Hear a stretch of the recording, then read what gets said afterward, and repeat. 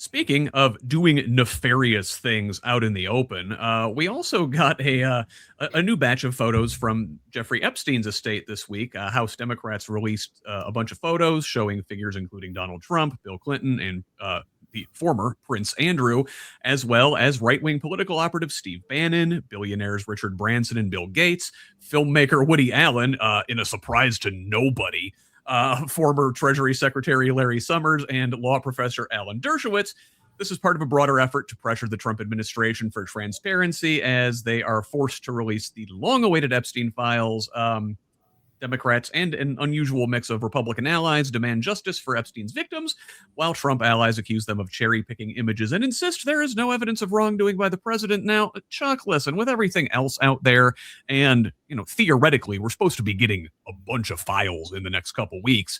Did these pictures move the needle at all, or are we just treading water waiting on the big stuff? How do you parse through all the insanity that it is? And and again, I've said this many times over this past week, make it make sense. And I've heard this from a lot of folks, like, we don't care who's in the files, like whoever's in there and did wrong, they need to be dealt with and held accountable to those actions, because there's no moral standing to it.